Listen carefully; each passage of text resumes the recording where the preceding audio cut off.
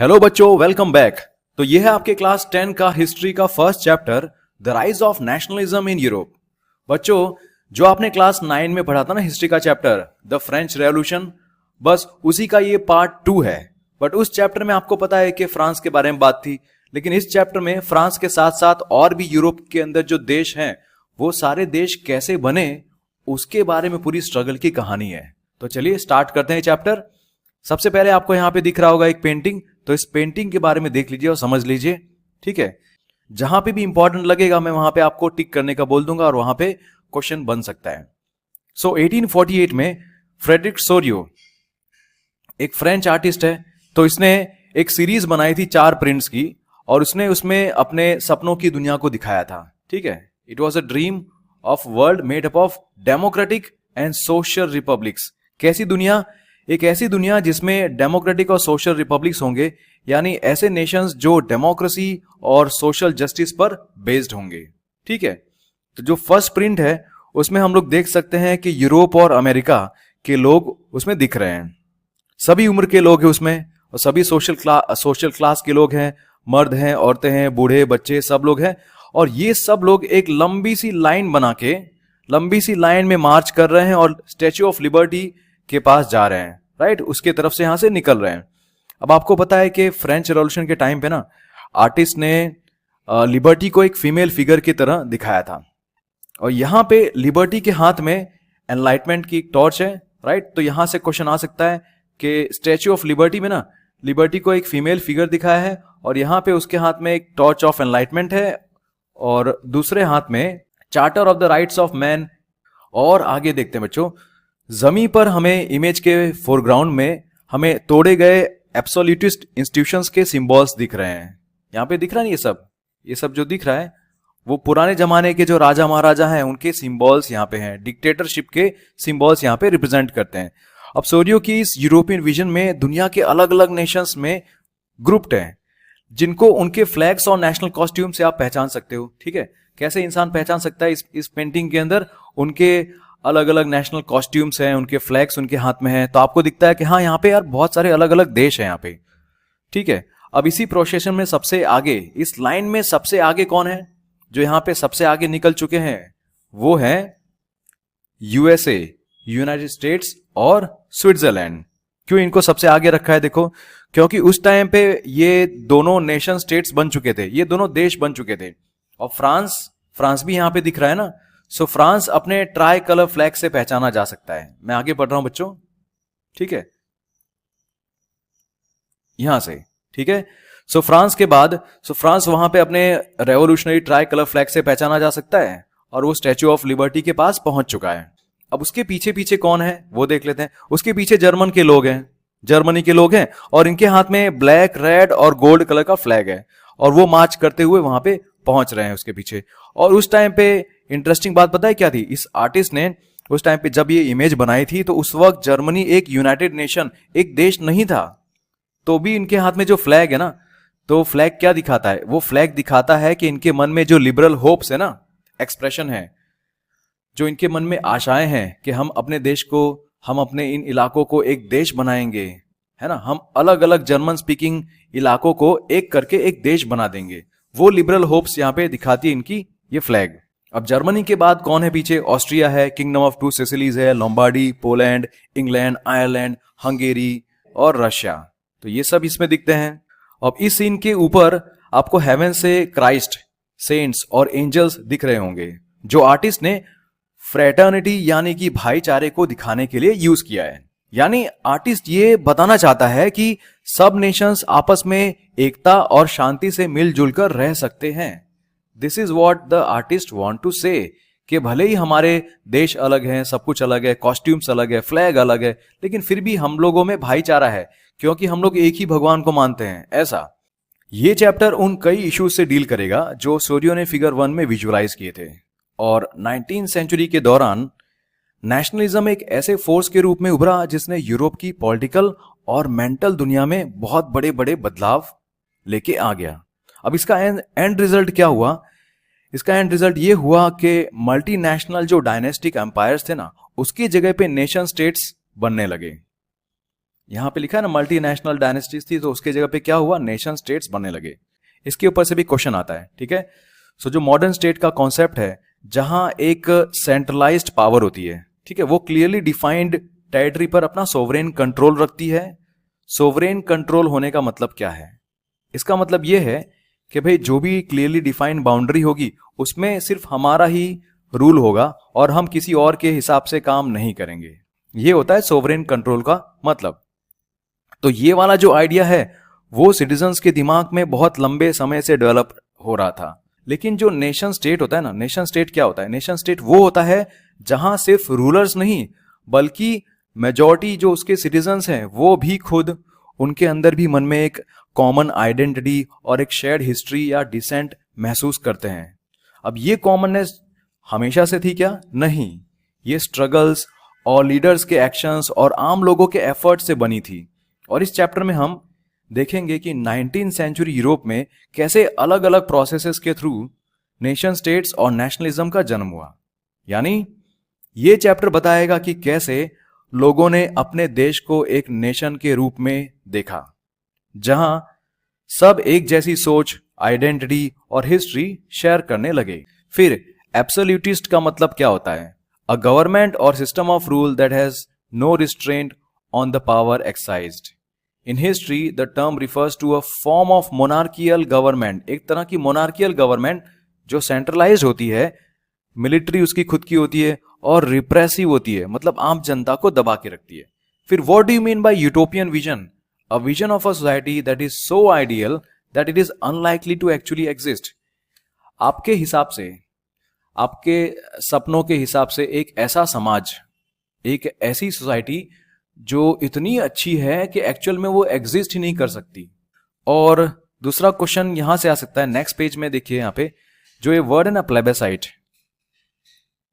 यहां पे ये वर्ड है प्लेबेसाइट, इसके ऊपर से भी क्वेश्चन आ सकता है। प्लेबेसाइट का मतलब क्या होता है? A direct vote by which all the people of a region are asked to accept और रिजेक्ट अ प्रपोजल। एक इलाका होगा, उस इलाके में जितने भी लोग रहते हैं ना, वो सारे के सारे लोग मिलकर वोट करेंगे किसी टॉपिक पे, और इस टॉपिक पे उनको यस या नो उसमें से चूज करना होता है। सो बच्चों, आपका चैप्टर रियलिटी में यहां से स्टार्ट होता है, ठीक है। The French revolution and the idea of the nation. मैं यहां से पढ़ता हूं, ठीक है, आप ध्यान दीजिएगा। सो नेशनलिज्म की सबसे पहली क्लियर एक्सप्रेशन 1789 में हुई थी, फ्रेंच रेवोल्यूशन के अंदर देखा गया था, राइट। तो उसमें फ्रेंच रेवोल्यूशन के साथ हमने देखा था नेशनलिज्म।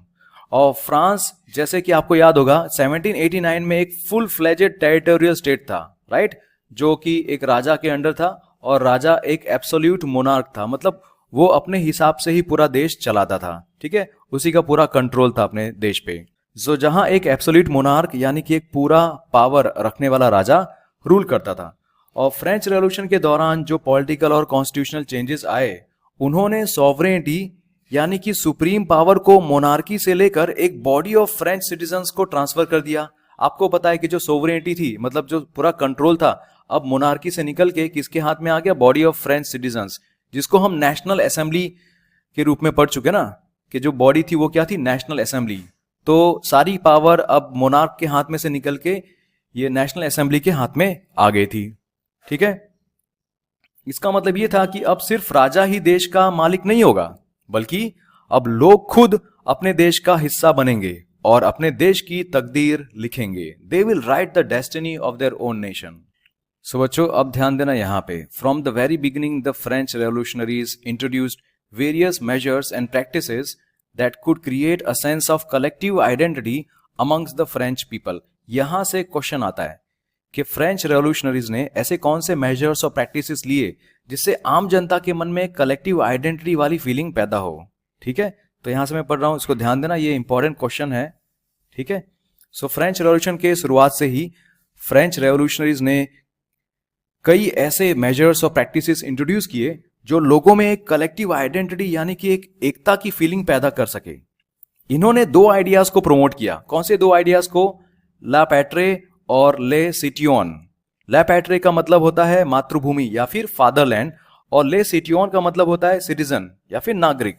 अब ये दोनों आइडियाज ये बताते थे कि एक यूनाइटेड कम्युनिटी हो जहां सबको इक्वल राइट्स मिले एक कॉन्स्टिट्यूशन के अंडर। मतलब एक कॉन्स्टिट्यूशन होना चाहिए, यूनाइटेड कम्युनिटी होनी चाहिए और सब उसके अंदर रहें और इक्वल राइट्स एंजॉय करें। फिर और क्या था यहाँ पे, नेशनल फ्लैग उनका फ्रेंच फ्लैग ट्राई कलर, ये भी इंपॉर्टेंट था। सो एक नया French flag try colour choose किया गया जो पहले के रॉयल स्टैंडर्ड को रिप्लेस करने लगा। सो पहले कौन सा फ्लैग था, रॉयल स्टैंडर्ड वाला, उसके जगह पे क्या आ गया, ट्राई कलर फ्लैग। ठीक है।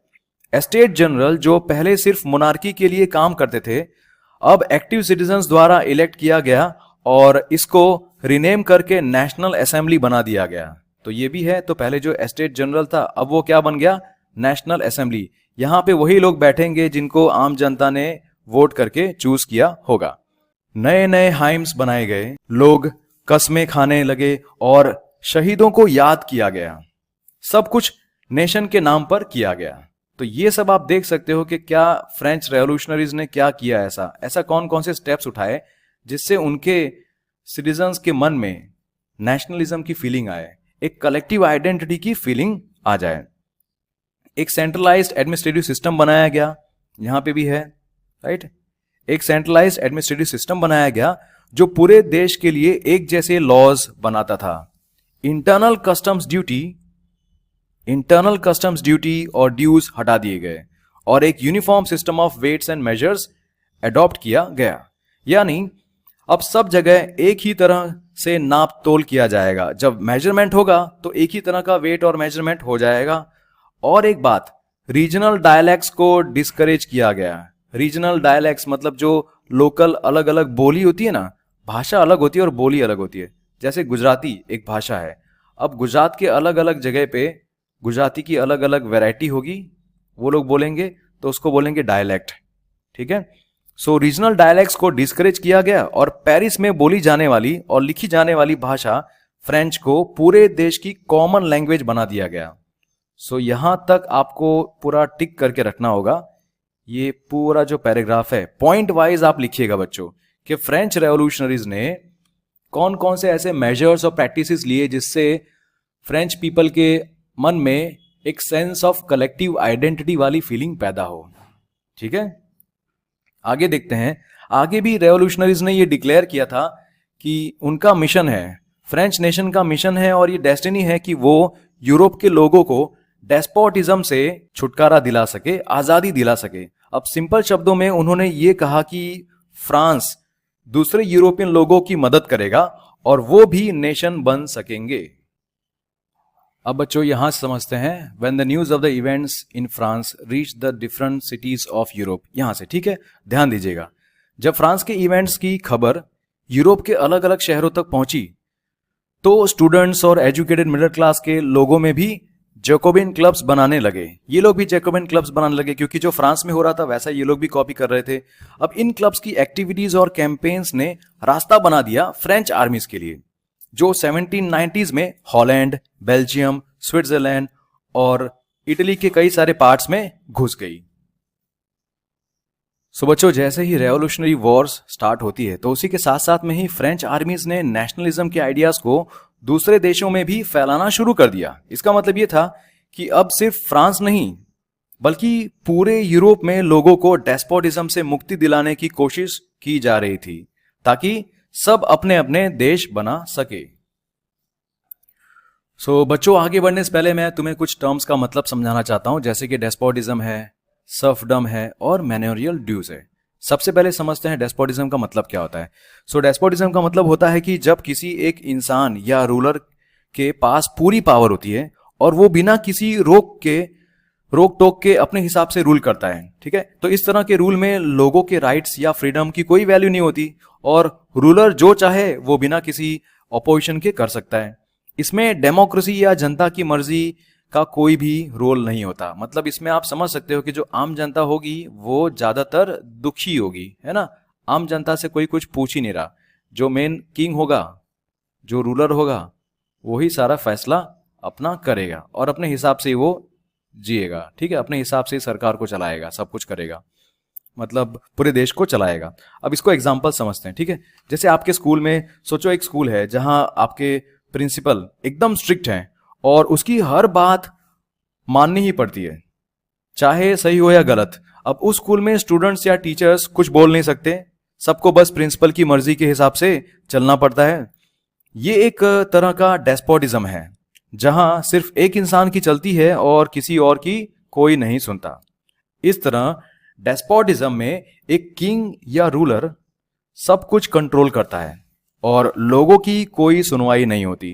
डेस्पोटिज्म में लोग सिर्फ रूल्स फॉलो करते हैं, चाहे उनको वो रूल्स पसंद आए या ना आए, क्योंकि उस रूलर के अगेंस्ट जाना अलाउड नहीं होता। सो आई होप बच्चों आप समझ गए होगे अच्छे से कि डेस्पोटिज्म क्या होता है। अब बच्चों देखते हैं मैनोरियल ड्यूज ऑफ सर्फडम, इसके बारे में मैं आपको डिटेल में इसलिए बता रहा हूं ताकि आप अगर इस वीडियो को शांति से सुन भी रहे हो ना तो भी आपको समझ में आ जाए। ठीक है, तो अब देखेंगे सर्फडम और मैनोरियल ड्यूज के बारे में। उसको समझने के लिए हमें यूरोप के प्री फ्रेंच रेवोल्यूशन वाले टाइम में जाना पड़ेगा, मतलब 1789 के पहले वाले टाइम में हमने जाना पड़ेगा। उसके पहले वाले टाइम में क्या यूरोपियन सोसाइटी थी, फ्रांस में क्या हो रहा था, वो सब। ठीक है, सो जब सोसाइटी का स्ट्रक्चर काफी फ्यूडल था। अब सर्फडम क्या होता है? देखो, सर्फडम एक तरह का सिस्टम है जिसमें किसान, जिसे सर्फ कहा जाता है, किसान को क्या कहा जाता है? सर्फ।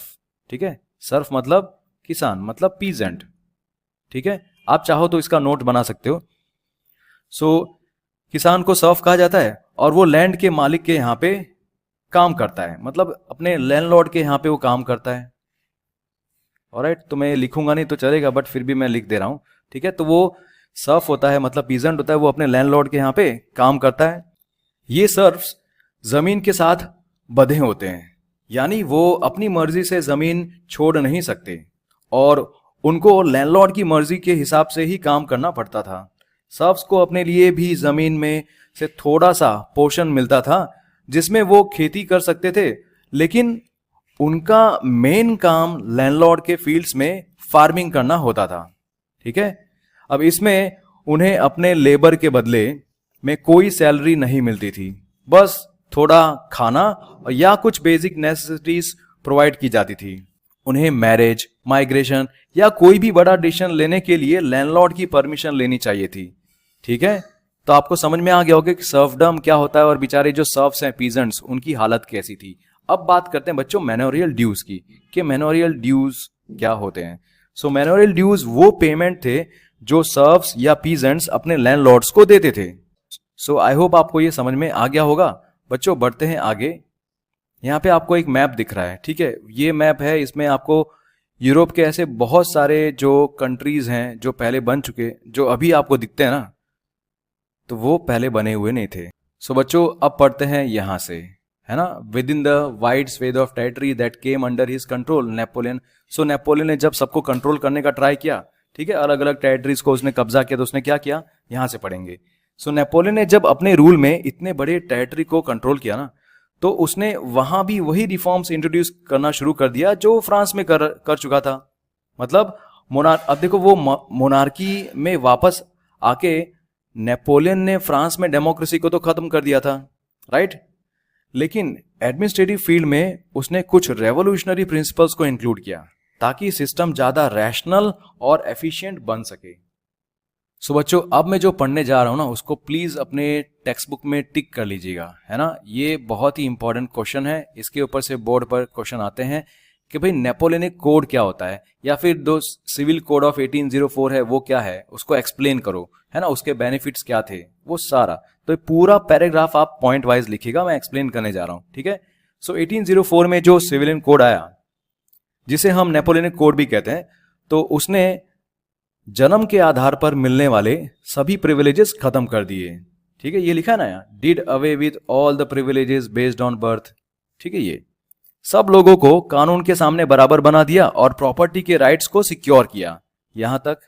ठीक है, प्रॉपर्टी के राइट्स को सिक्योर किया। अब इस कोड को उन सभी रीजन्स में एक्सपोर्ट किया गया जो फ्रेंच कंट्रोल में थे। तो जितने भी एरियाज को फ्रेंच आर्मीज ने हरा के कंट्रोल कर लिया था, तो वहां पे भी ये सारा सब कुछ लागू किया गया।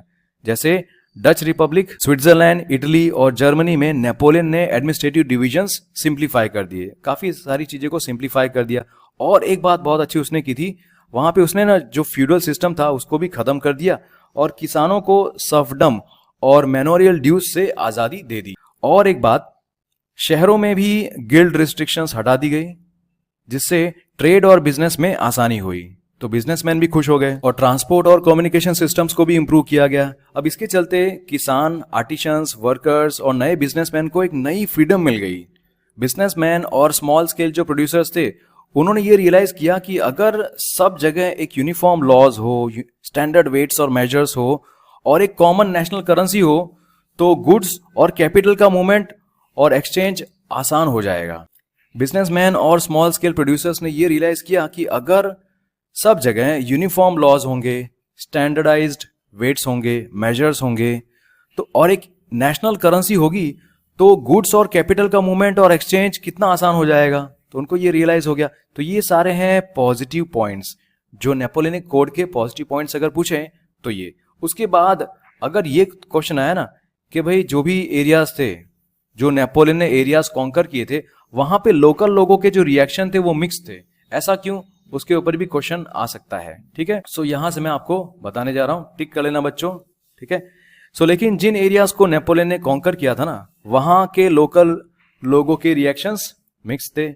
शुरुआत में कई जगह जैसे हॉलैंड है, स्विट्जरलैंड और कुछ सिटीज जैसे कि ब्रुसेल्स है, मेन्स, मिलान और वर्सो, तो इनमें फ्रेंच आर्मीज को लिबर्टी के आने वाले, लिबर्टी के हार्बिंगर्स की तरह, लिबर्टी के हार्बिंगर्स मतलब क्या, लिबर्टी के आने वाले की तरह वेलकम किया गया। लेकिन ये इनिशियल जो एंथुजियाज्म है वो ज्यादा दिन तक टिका नहीं, वो बदल गया, बाद में नाराजगी में बदल गया, हॉस्टिलिटी में बदल गया। जब लोगों को एक बात समझ में आई कि नए एडमिनिस्ट्रेटिव अरेंजमेंट के साथ साथ उनकी जो पॉलिटिकल फ्रीडम है वो उनको नहीं मिली है, टैक्सेस भी बढ़ा दिए गए, राइट, ये सारे नेगेटिव पॉइंट्स हैं। टैक्सेस बढ़ा दिए गए, सेंसरशिप और भी स्ट्रिक्ट हो गई, और फ्रेंच आर्मीज में जबरदस्ती भर्ती होने की मजबूरी भी थी, फोर्स्ड कंस्क्रिप्शन। ये जबरदस्ती फ्रेंच आर्मीज में लोगों को भर्ती कर रहे थे, क्यों, क्योंकि नेपोलियन का सपना था कि उसे पूरा यूरोप जीतना है, इसके लिए। ठीक है, अब ये सब चीजें एडमिनिस्ट्रेटिव चेंजेस के फायदे से ज्यादा भारी पड़ रही थी, है ना।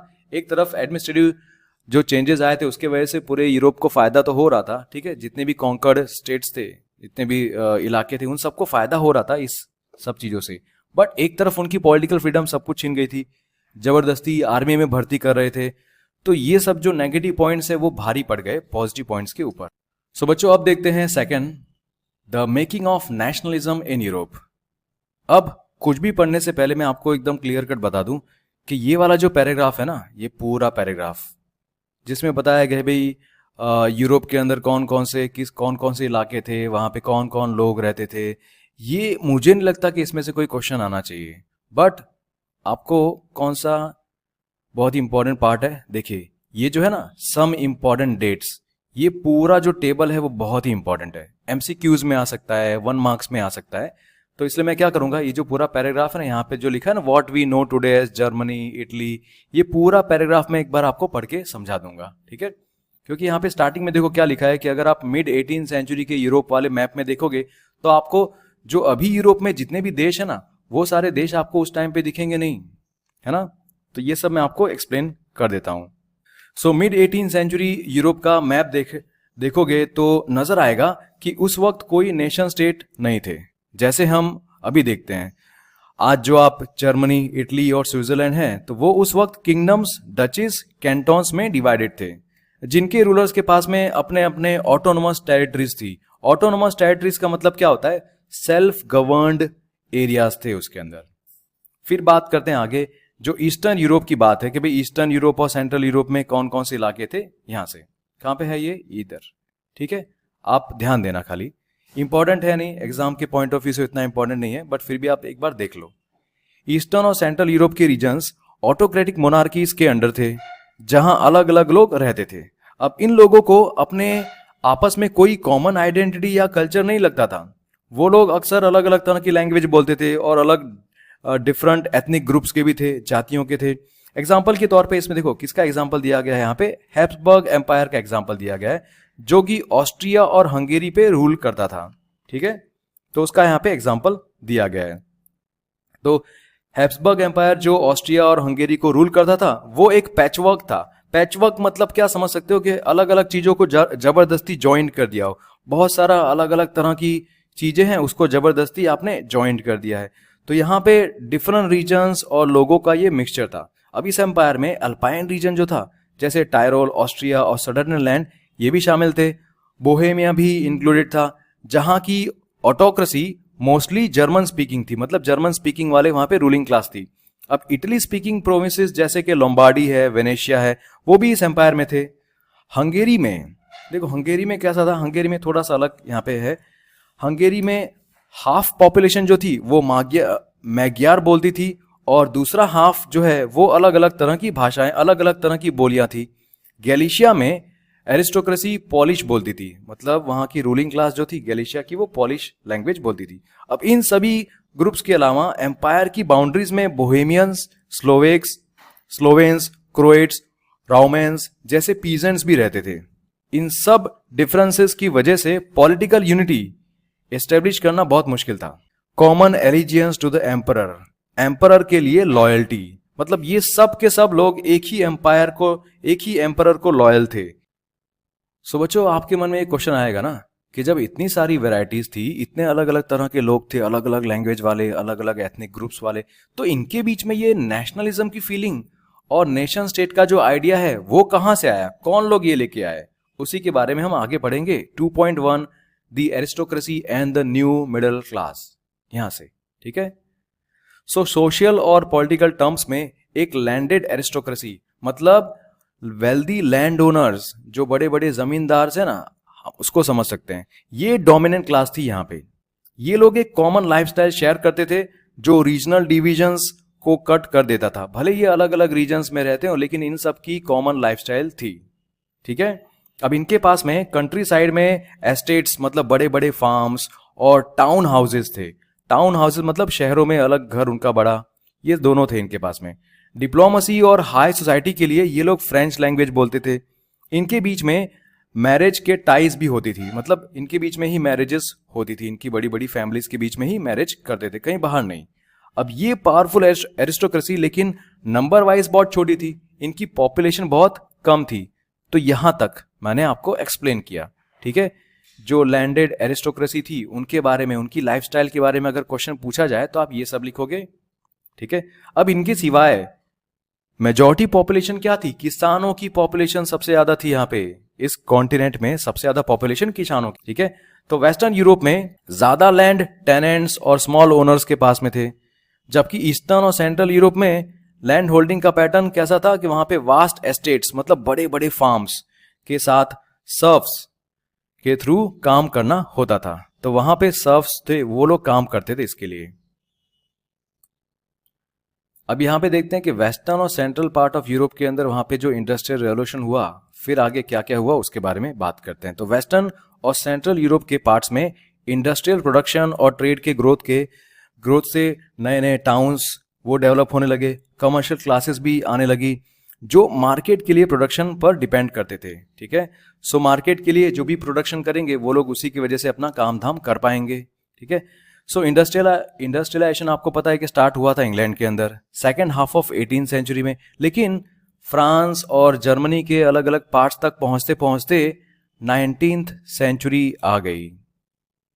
तो इसके बाद क्या होता है, ये इस प्रोसेस के बाद नए सोशल ग्रुप्स आए, जैसे वर्किंग क्लास पॉपुलेशन और मिडिल क्लास, जो इंडस्ट्रियलिस्ट, बिजनेसमैन, प्रोफेशनल्स से बनी थी। तो ये एक नई क्लास आ गई। तो सेंट्रल यूरोप और ईस्टर्न यूरोप के अंदर जो ग्रुप्स थे ये बहुत काफी छोटे साइज में थे, मतलब ये जो एजुकेटेड मिडिल क्लास थी जिसमें बिजनेसमैन है, प्रोफेशनल्स हैं, इंडस्ट्रियलिस्ट है, वर्किंग क्लास है, इनकी साइज काफी कम थी। और एजुकेटेड लिबरल मिडिल क्लासेस जो थे उन्हीं के अंदर मन में नेशनल यूनिटी वाले जो आइडियाज हैं वो ज्यादा पॉपुलर होने लगे। अब पहले इनके अंदर कौन से आइडियाज पॉपुलर थे, पहले एबॉलिशन ऑफ एरिस्टोक्रेटिक प्रिविलेजेस, ये एरिस्टोक्रेटिक प्रिविलेजेस जो थे वो वाले आइडियाज को एबॉलिश करना ये पॉपुलर था। बाद में नेशनल यूनिटी वाले आइडियाज पॉपुलर होने लगे। सो बच्चों अब देखते हैं 2.2 what did liberal nationalism stand for. So बच्चों यहाँ पे टिक कर लेना, बहुत ही इंपॉर्टेंट पैराग्राफ है, क्योंकि लिबरल नेशनलिज्म, लिबरलिज्म, ये सब का इस पे से क्वेश्चन बहुत सारे बनते हैं, ठीक है। तो इसी को हम लोग पढ़ेंगे, ठीक है। सो अर्ली 19th सेंचुरी में यूरोप में नेशनल यूनिटी वाला जो आइडिया है वो और लिबरलिज्म ये दोनों आइडियोलॉजीज एक साथ लिंक्ड हो गई, काफी क्लोजली लिंक थी। लिबरलिज्म का मतलब क्या होता है? फ्रीडम और इक्वालिटी। फ्रीडम मतलब आजादी और इक्वालिटी मतलब बराबरी, सबके लिए, स्पेशली कानून के सामने सब इक्वल होंगे। सो जो वर्ड है लिबरलिज्म, ये वर्ड कहां से आया है? ये लैटिन रूट इसका है लाइबर, इसका मतलब होता है फ्री होना, ठीक है। और ये जो नई मिडिल क्लास है, नई मिडिल क्लासेस के लिए लिबरलिज्म का मतलब क्या था? इंडिविजुअल की फ्रीडम और लॉ के सामने सबकी बराबरी, मतलब एक इंडिविजुअल फ्री हो और कानून के सामने सब इक्वल हो। पॉलिटिकली अगर देखा जाए सो ये कॉन्सेप्ट जो है वो गवर्नमेंट बाय कंसेंट को एम्फेसाइज करता है, मतलब जो गवर्नमेंट होती है वो आम जनता के हिसाब से उसकी मर्जी से होनी चाहिए, यानी गवर्नमेंट को लोगों के एग्रीमेंट से चलाना चाहिए।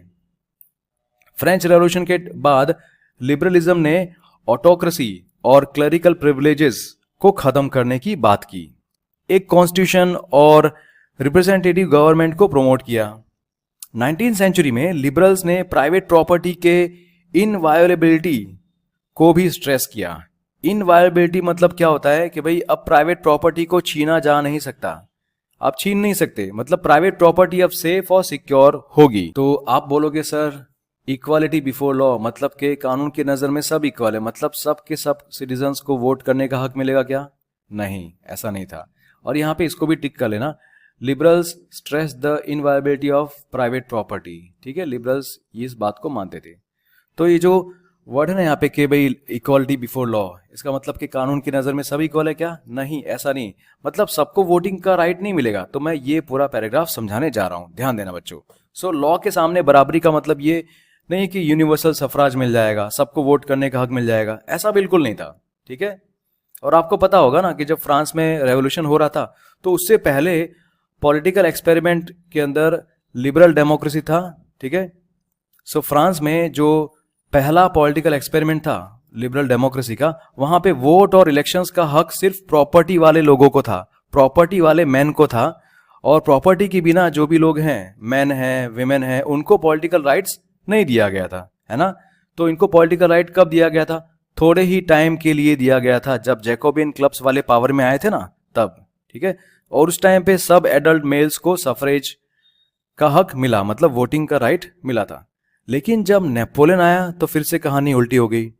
सो नेपोलियन के कोड ने फिर से लिमिटेड सफरेज और वुमेन को माइनर का स्टेटस दे दिया, मतलब वुमेन जो है वो अपने हस्बैंड और फादर की अथॉरिटी के नीचे ही अपना जीवन बिताएगी। और 19th सेंचुरी और अर्ली 20th सेंचुरी में वुमेन और नॉन प्रॉपर्टीड मैन जो हैं, इन लोगों ने अपने इक्वल पॉलिटिकल राइट्स के लिए पूरा बरोबर का अपना फोर्स लगाया और अपोजिशन मूवमेंट्स काफी सारे ऑर्गेनाइज किए।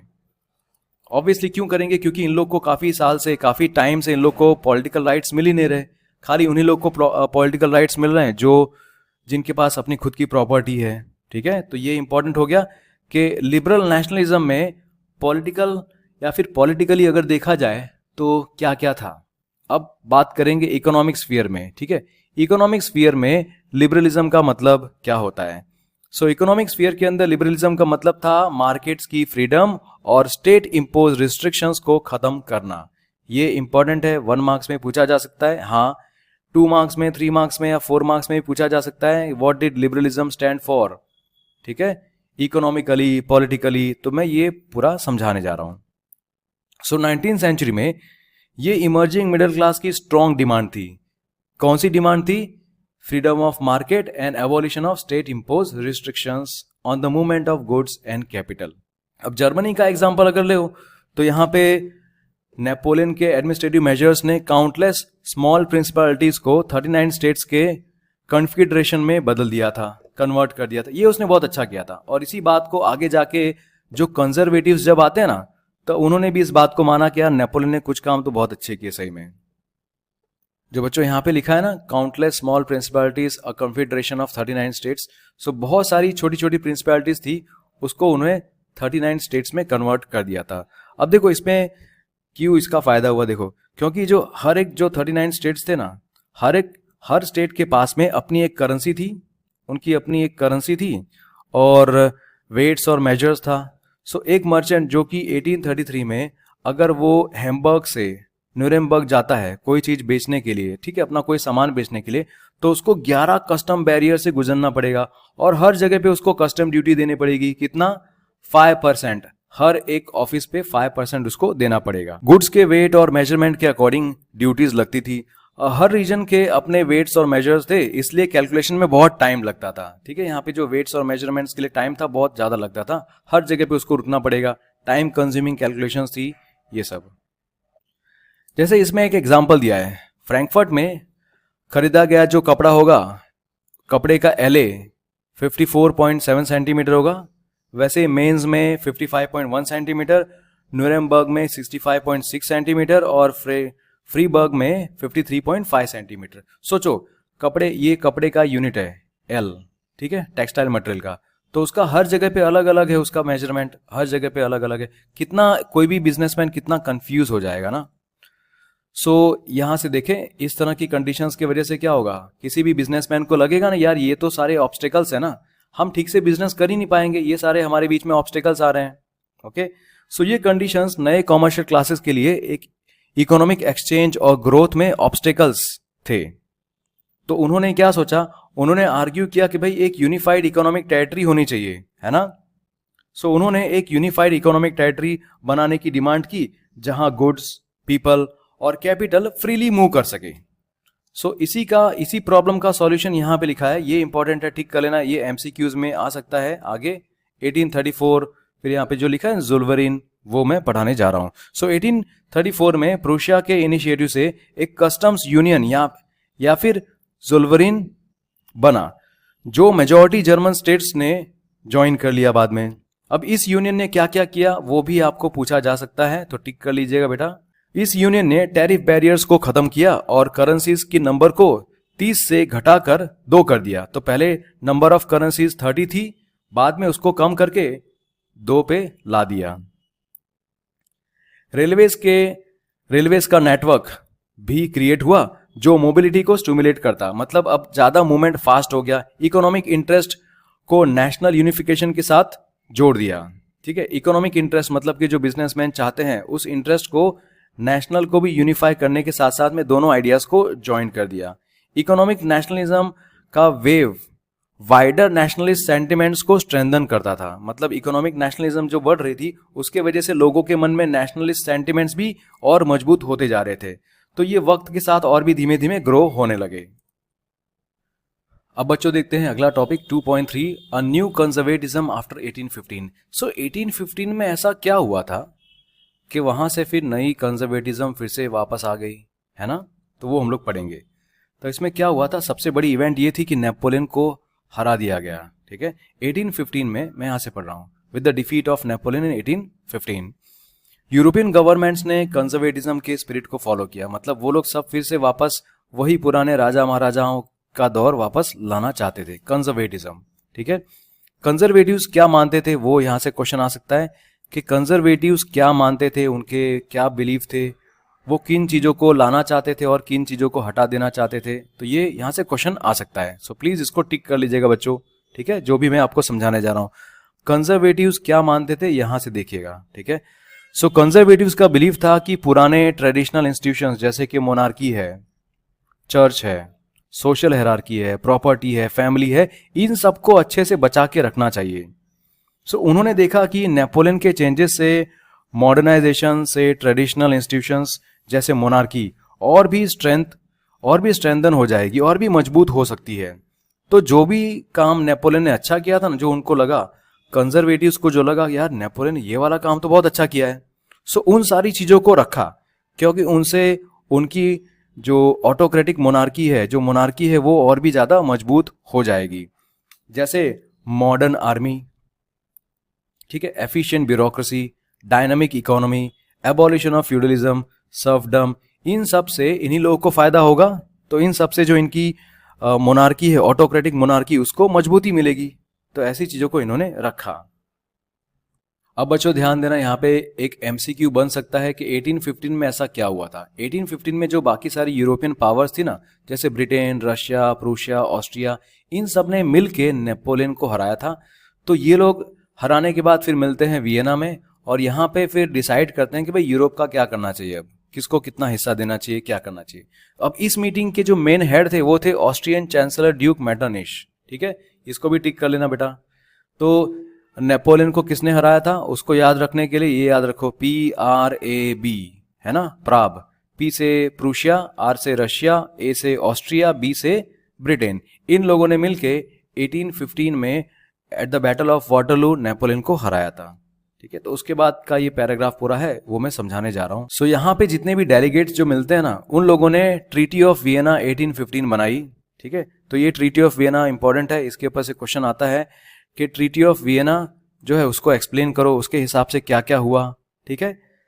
सो डेलीगेट्स ने ट्रीटी ऑफ वियना 1815 बनाया, जिसका ऑब्जेक्टिव था नेपोलियन के टाइम के चेंजेस को अनडू करना, मतलब खत्म करना। जो भी नेपोलियन ने किया है यूरोप के अंदर, जो भी उसने कुछ किया ना, उस सब को हटा देना, उस सब को खत्म कर देना फिर से, ठीक है। सो बच्चों, आप सबको पता है कि 1815 के बाद फ्रांस में फिर से पुरानी बर्बन डायनेस्टी को वापस ला दिया गया, ठीक है, उसको फिर से पावर में ला दिया। और फ्रांस ने जो भी टेरिटरीज छीनी थी ना, नेपोलियन के टाइम पे फ्रांस के अंडर जितनी भी टेरिटरीज आ गई थी वो फिर से वापस छीन ली गई, ठीक है। और फ्रांस के आसपास में कई सारे स्टेट्स बना दिए उसकी बाउंड्रीज के पास में, ताकि फ्रांस फ्यूचर में आगे एक्सपांशन ना कर सके। अब ये क्या था, जैसे कि यहाँ पे किंगडम ऑफ नेदरलैंड जो है उसमें बेल्जियम भी था, ठीक है। तो किंगडम ऑफ नेदरलैंड नॉर्थ में बनाया गया, वैसे ही जिनोवा को पिडमॉन्ट में शामिल कर लिया गया, ठीक है। और साउथ के अंदर प्रूशिया जो था उसको इंपॉर्टेंट नई टेरिटरीज मिल गई वेस्टर्न फ्रंटियर्स में, जबकि ऑस्ट्रिया जो है उसको नॉर्दर्न इटली का कंट्रोल सौंप दिया गया। लेकिन जो जर्मन कॉन्फेडरेशन था 39 स्टेट्स का, उसको कुछ भी नहीं किया गया, क्योंकि जो जर्मन कॉन्फेडरेशन था ना, उसको नेपोलियन ने बहुत सही तरीके से ठीक से इसको बनाया था, ठीक है, उसमें जरा भी छेड़छाड़ नहीं की। और ईस्ट में रशिया को पोलैंड का कुछ पार्ट दे दिया गया, ठीक है, और प्रूशिया को सैक्सोनी का पार्ट मिला। अब इनका जो मेन इंटेंशन था ना ट्रीटी ऑफ वियना का, वो क्या था, मेन इंटेंशन जो था वो ये था, to restore the monarchies that had been overthrown by Napoleon. जितने भी राजा महाराजाओं को नेपोलियन ने हटाया था ना, उनको फिर से वापस ला देना, और एक नए तरीके का कंजर्वेटिव ऑर्डर यूरोप में फिर से एस्टेब्लिश करना। तो जो 1815 के बाद जितने भी राजा महाराजा फिर से वापस आ गए ना, ये कंजर्वेटिव रिजीम्स जो फिर से सेटअप हुई, वो सब की सब ऑटोक्रेटिक थी, मतलब वो अपने तरफ से सब कुछ पूरा कंट्रोल करना चाहती थी, ठीक है। इनके खिलाफ कोई भी क्रिटिसिज्म करेगा वो टॉलरेट नहीं करते थे, इनको कोई मना नहीं कर सकता, ऐसा। और जितनी भी एक्टिविटीज होती हैं जिसमें ऑटोक्रेटिक गवर्नमेंट के ऊपर सवाल उठाए जाते हैं, वो सारी एक्टिविटीज को दबा दिया जाना, ठीक है। जो एक्टिविटीज इनको क्वेश्चन करे उन सबको दबा देना। ज्यादातर जो कंजर्वेटिव रिजिम्स थी, उन्होंने सेंसरशिप के लॉज को फिर से इंपोज कर दिया, ताकि जो भी न्यूज़पेपर में छपता है, बुक्स में, प्लेज में, सॉन्ग्स में, ठीक है, ये सारे आइडियाज पे नजर रखी जा सके, इनको कंट्रोल किया जा सके, क्योंकि ये सारे जो आइडियाज थे वो थे लिबर्टी और फ्रीडम को लेकर, और ये सारे आइडियाज फ्रेंच रेवोल्यूशन के साथ जुड़े हुए थे। अब आप बच्चों समझो कि एक बार जब जनता ने आजादी का स्वाद चख लिया हो, एक बार जब जनता ने देख लिया हो कि भाई राजा के हाथ से जब पावर छीन ली जाती है और आम जनता के हाथ में पावर आ जाती है, तो कितना अच्छा होता है। तो वो सारी जो मेमोरीज हैं वो अभी भी यूरोप के लोगों के माइंड में थी, ठीक है। जो भी फ्रेंच रेवोल्यूशन की मेमोरीज थी वो बहुत सारे लिबरल्स को इंस्पायर करती रही। सबसे बड़ा इशू इन लोग का ये था। तो इसके ऊपर से एमसीक्यू बन सकता है, एक क्वेश्चन आ सकता है। वो क्या था, one of the major issues taken up by the liberal nationalist who criticized the new conservative order was freedom of press। MCQs में आ सकता है कि भाई इनको फ्रीडम ऑफ प्रेस चाहिए, मतलब ये अपनी आज़ादी से ये जो भी चाहे वो बोल सकें, जो भी प्लस पॉइंट है, नेगेटिव पॉइंट है, वो सब कुछ दर्शा सके अपने न्यूज़पेपर्स में, बुक्स में, सॉन्ग्स में, प्लेज में, ये सब। आगे का बेटा टॉपिक देखेंगे 2.4 रेवोल्यूशनरीज। अब ऐसे में रेवोल्यूशनरीज भी जो होते हैं ना, वो भी ये चाहते हैं कि वो हमारा देश बने, है ना, हमारा देश खुशी से जिए, सब लोग आज़ादी से जिए, ये राजा महाराजाओं का जो रूल है उसको हटाओ, है ना। ऐसा ही एक बंदा था जिसका नाम था गुज़ेप मैज़िनी, जो कि इटालियन रेवोल्यूशनरी था। तो इसके बारे में भी क्वेश्चन आता है, तो प्लीज टिक कर लेना। सो चलो बच्चों यहां से समझते हैं। ड्यूरिंग द ईयर्स फॉलोइंग 1815 के बाद क्या हुआ, अब इनको लगा यार कंजर्वेटिव रिजीम्स वापस आ गए हैं, तो ये हमें फिर से डराएंगे, दबाएंगे। तो इस डर से बहुत सारे लिबरल नेशनलिस्ट जो थे ना, वो अंडरग्राउंड हो गए, और इन लोगों ने सीक्रेट सोसाइटीज बनाना चालू कर दिया। यूरोप के अलग अलग स्टेट्स में सीक्रेट सोसाइटी बनने लगी, जहां पे रेवोल्यूशनरीज को ट्रेन किया जाता और उनके आइडियाज को स्प्रेड किया जाता। अब अगर कोई बोलता है कि भाई मुझे रेवोल्यूशनरी बनना है, मैं एक रेवोल्यूशनरी हूं, इसका मतलब क्या? To be a revolutionary at this time उस इंसान को कमिटमेंट अपनी बतानी पड़ती कि मैं मोनार्कियल फॉर्म्स को अपोज करता हूं, जो कि ट्रीटी ऑफ वियना के बाद जितनी भी कंजर्वेटिव रिजीम्स बनी है ना, मैं उन सबको अपोज करता हूं और लिबर्टी और फ्रीडम के लिए मैं फाइट करता हूं। तो इस चीज को लेकर कमिटमेंट दिखाना, यही है एक रेवोल्यूशनरी की डेफिनेशन, ठीक है, इस चैप्टर के हिसाब से। अब ज्यादातर जो रेवोल्यूशनरीज थे उन लोगों ने सोचा कि अगर हमें फ्रीडम चाहिए तो फ्रीडम के लिए जो स्ट्रगल होगी ना, उस स्ट्रगल करते वक्त हमें नेशन स्टेट्स तो बनाना ही पड़ेगा और कोई रास्ता ही नहीं है। अब इसमें से एक इंडिविजुअल था इटालियन रेवोल्यूशनरी गुज़ेप मैज़िनी, जिसका जन्म जिनोवा में 1807 में हुआ था। और ये स्टार्टिंग से ही ये मतलब जब काफ़ी छोटी उम्र का था तब इन्होंने एक सीक्रेट सोसाइटी के मेंबर बन गए थे, जो थी secret society of the Carbonari. अब जब 24 इयर्स के थे तो इनको एग्जाइल में भेज दिया गया। एग्जाइल मतलब क्या होता है? देश से बाहर निकाल देना, क्योंकि इन्होंने लिगुरिया में एक रेवोल्यूशन अटेम्प्ट किया था। मतलब आम जनता को समझा के या भड़का के, जो भी आप कुछ बोलो, 1831 में इन्होंने उस टाइम की सरकार के खिलाफ रिवॉल्ट करने का ट्राई किया था। उसके बाद इन्होंने 2 अंडरग्राउंड सोसाइटीज बनाई। जो फर्स्ट थी, ये क्वेश्चन आता है बेटा कि इन्होंने कौन सी 2 सोसाइटीज की स्थापना की। फर्स्ट है यंग इटली, जो मर्सिलेज में बनाई, और बाद में यंग यूरोप, जो कि बर्न में। इन सभी की जो मेंबर्स थे ना, वो एक जैसे सोचने वाले थे, लाइक माइंडेड पीपल थे। यंग ब्लड था, जो कि पोलैंड, फ्रांस, इटली और जर्मन स्टेट से बिलोंग करते थे। अब मैज़िनी क्या बिलीव करते थे, उसके बारे में भी क्वेश्चन आ सकता है ना। मैज़िनी ये बिलीव करते थे कि जो गॉड है, गॉड ने ही ये पहले से सोच के रखा है कि इंसान जो है वो अपने अपने देश बनाएगा, उसका एक यूनिट होगा। अगर इंसान रहते हैं तो उनका एक नेचुरल यूनिट क्या होगा? उनके अपने अपने देश। इसीलिए इटली को भी एक देश आगे जाके बनना पड़ेगा। ये जो छोटे छोटे स्टेट्स और किंगडम्स में बटा हुआ है ना, वो होना नहीं चाहिए। उसको मिला के एक यूनिफाइड, सिंगल यूनिफाइड रिपब्लिक बनाना पड़ेगा, जिसमें बाकी सारे जितने भी इलाके हैं वो एक दूसरे के साथ मिलजुल के रहते हैं। अब ये जो यूनिफिकेशन है, ये यूनिफिकेशन के बेस पे ही आगे जाके इटली जीत सकता है, वो अपनी आज़ादी पा सकता है। और इस मॉडल के चलते काफ़ी सारी सीक्रेट सोसाइटीज़ बनने लगी, जो कि जर्मनी, फ्रांस, स्विट्ज़रलैंड और पोलैंड में बनती। अब मैज़िनी इतना ज़्यादा मतलब रिलेंटलेसली इस चीज़ के ऊपर काम कर रहे थे ना, मतलब वो बिना थके और बिना गिव अप किए हुए ये मोनार्की को अपोज करते गए, ठीक है। मोनार्कियल सिस्टम और कंजर्वेटिव ऑर्डर को वो अपोज करते रहे हमेशा। और इनका जो विजन था ना, डेमोक्रेटिक रिपब्लिक्स होनी चाहिए, इन सब के वजह से जो कंजर्वेटिव्स थे ये इनसे बहुत डरते थे। और इसमें मैटरनिश ने इनके बारे में बोला है, वो इंपॉर्टेंट है, टिक कर लेना, इट इज़ वेरी इंपॉर्टेंट, ठीक है। मैटरनिश ने इनके बारे में बोला कि he is the most dangerous enemy of our social order. हमारे समाज का सबसे बड़ा दुश्मन अगर है तो वो ये है, गुज़ेप मैज़िनी। क्यों? क्योंकि ये कंजर्वेटिव ऑर्डर को हटा के फिर से वापस देशों को रिपब्लिक बनाना चाहते थे। वो वापस फिर से देश बनाना चाहते थे जहां पे रिपब्लिक हो, जो कॉन्स्टिट्यूशन के हिसाब से काम करे, आम जनता अपने लीडर्स को चूज करे, ये सब। अब बच्चों पढ़ते हैं द एज ऑफ रेवोल्यूशंस 1813 से 1848। अब इसके अंदर क्या होता है कि जैसे जैसे कंजर्वेटिव रिजीम्स अपनी पावर को मजबूत करने में लगी होती है, तो ऐसे में फ्रांस के अलग अलग इलाकों में रिवॉल्ट होना स्टार्ट हो जाता है। और इसमें 2 आइडियाज इसके साथ और जुड़ने लगते हैं, लिबरलिज्म और नेशनलिज्म, ये ग्रो करने लगता है। अब कहाँ पे ऐसे रिवॉल्ट हो रहे थे? इटालियन और जर्मन स्टेट्स में, ऑटोमन एम्पायर के प्रोविंसेस में, आयरलैंड और पोलैंड। अब यहाँ पे जो रिवॉल्ट होता है ना, तो इसके मेन लीडर्स होते हैं एजुकेटेड मिडिल क्लास के एलीट लोग, प्रोफेसर्स, स्कूल टीचर्स, क्लर्क्स और कॉमर्शियल मिडिल क्लास के लोग इसमें शामिल होते हैं। अब पहली बार अपहीवल कहाँ पे होता है? ये होता है जुलाई 1830 में फ्रांस के अंदर। आपको पता है कि 1815 में जब नेपोलियन हार जाता है तो कंजर्वेटिव रिजिम्स फिर से वापस आ जाती है। इन लोगों ने बर्बन फैमिली को फिर से फ्रांस में डाल दिया था, तो इसी को लिबरल रेवोल्यूशनरीज ने हटा दिया और यहाँ पे कॉन्स्टिट्यूशनल मोनार्की ला दी, जिसके हेड थे लुई फिलिप। इसी इवेंट पे मैटरनिश ने कहा था कि when France sneezes the rest of the Europe catches cold.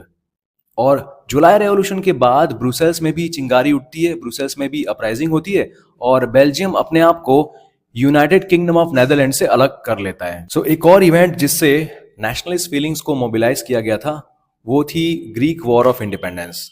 So 15th century से ना ग्रीस जो है वो ऑटोमन एम्पायर का पार्ट था और रेवोल्यूशनरी नेशनलिज्म के बढ़ने की वजह से ग्रीस ने भी अपनी इंडिपेंडेंस के लिए 1821 में स्ट्रगल शुरू कर दी थी। अब नेशनलिस्ट लोग जो थे ग्रीस के अंदर उनको सपोर्ट मिलता है एग्जाइल में गए हुए उनके कंपैट्रियट से, उनके देशभक्त लोगों से, और वेस्टर्न यूरोप के लोग भी एंशिएंट ग्रीक कल्चर से काफी इंप्रेस थे तो वो लोग भी सपोर्ट कर रहे थे। पोएट्स और आर्टिस्ट लोगों ने ग्रीस को यूरोपियन सिविलाइजेशन का क्रेडल माना था, मतलब उसी का आधार माना था जहां से यूरोपियन सिविलाइजेशन स्टार्ट हुई है। और इन लोगों ने पब्लिक ओपिनियन को एक तरफ करना स्टार्ट कर दिया, मतलब पब्लिक को परसुएट किया कि वो लोग भी ग्रीस की स्ट्रगल में सपोर्ट करें। और इंग्लिश पोएट लॉर्ड बायरन ने फंड्स इकट्ठे किए और ये भी इस फाइट में पार्टिसिपेट करने के लिए चल दिए, लेकिन बुखार के चलते इनकी 1824 में डेथ हो जाती है। Finally treaty of Constantinople of 1832 के हिसाब से ग्रीस को एक इंडिपेंडेंट नेशन रिकॉग्नाइज किया जाता है। फीलिंग बच्चों अब देखते हैं 3.1 the romantic imagination and national feeling. So nationalism का डेवलपमेंट सिर्फ वॉर और टेरिटोरियल एक्सपांशन के थ्रू नहीं हुआ था, बल्कि एक और इंपॉर्टेंट रोल था कल्चर। कल्चर का भी अपना एक इंपॉर्टेंट रोल था इस आइडिया को डेवलप करने में। आर्ट, पोएट्री, स्टोरीज और म्यूजिक ने नेशनलिस्ट फीलिंग्स को एक्सप्रेस किया और उसको शेप करने में मदद की थी। एक ऐसा ही कल्चरल मूवमेंट था रोमांटिसिज्म, जो नेशनलिज्म का एक पर्टिकुलर फॉर्म डेवलप करना चाहता था। इसके अंदर रोमांटिक आर्टिस्ट और पोएट्स ने रीजन और साइंस की ग्लोरिफिकेशन को क्रिटिसाइज किया और इन लोगों ने बताया कि कुछ और भी है जिसको हमें इंपॉर्टेंस देनी चाहिए, तभी जाके आम जनता के अंदर नेशनलिस्ट फीलिंग्स को डेवलप किया जाएगा। तो इन्होंने फोकस किया इमोशंस, इंट्यूशन और मिस्टिकल फीलिंग्स पे। उनका एम था कि एक शेयर्ड कल्चरल कलेक्टिव हेरिटेज और कॉमन कल्चरल पास्ट हम क्रिएट कर सकते हैं आम जनता के अंदर, जो नेशन के बेसिस के रूप में काम आएगा आगे जाके। जर्मन फिलोसोफर जॉन गॉटफ्राइड हर्डर ने क्लेम किया कि true German culture common people मतलब डास वॉक के बीच मिलती है। फोक सॉन्ग्स, फोक पोएट्री और फोक डांसेस के थ्रू नेशन की ट्रू स्पिरिट को पॉपुलराइज किया गया।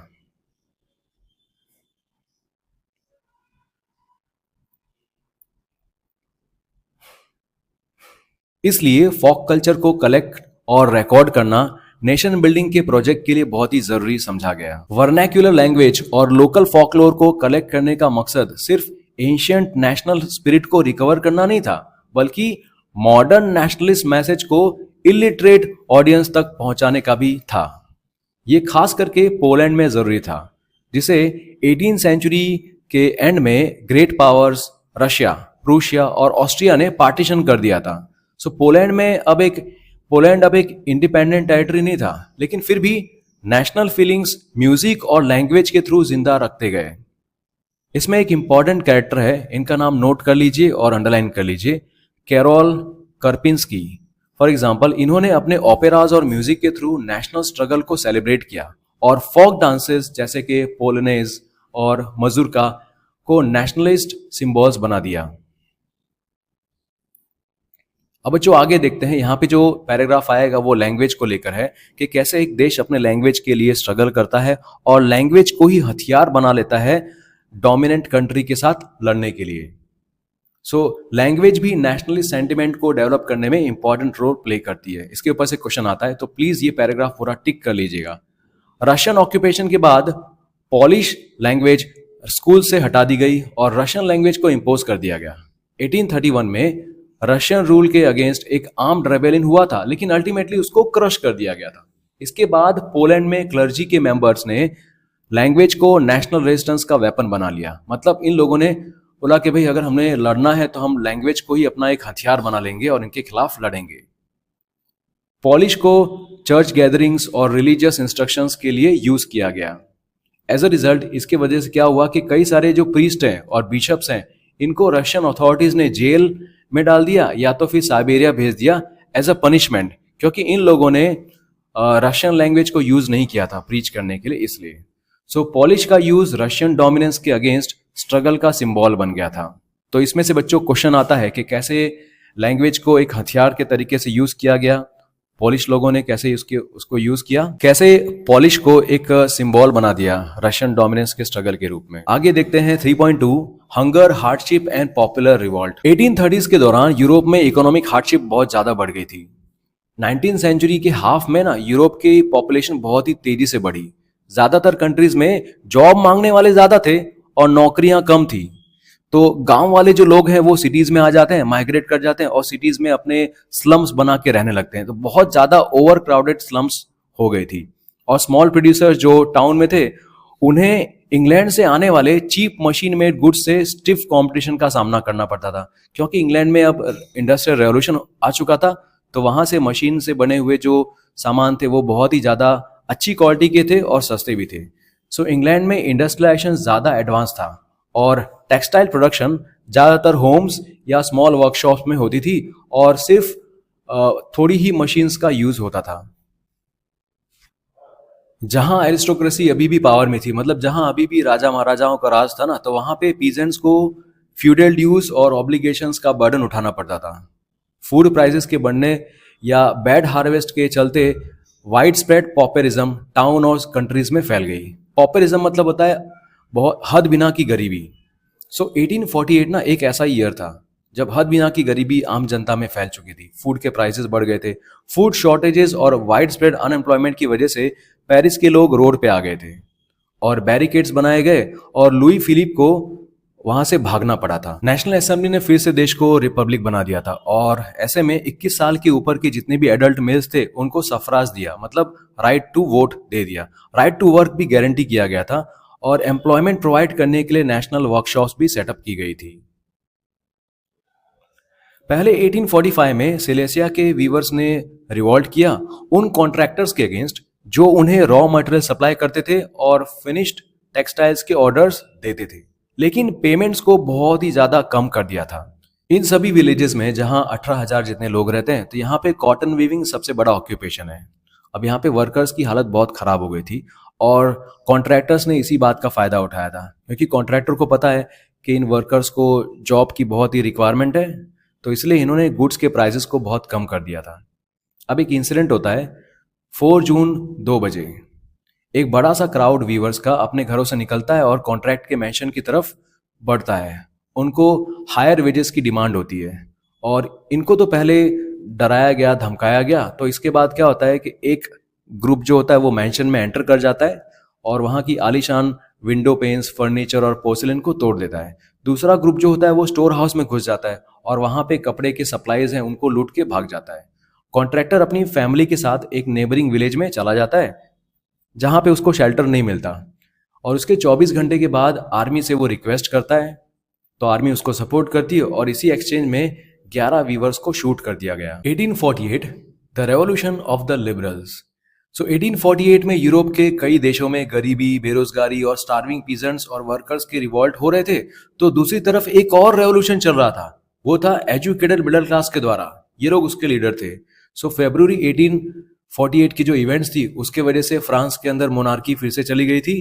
मोनार्की ने एब्डिक्शन कर दिया और यूनिवर्सल मेल सफराज के बेस पे एक रिपब्लिक बन गया।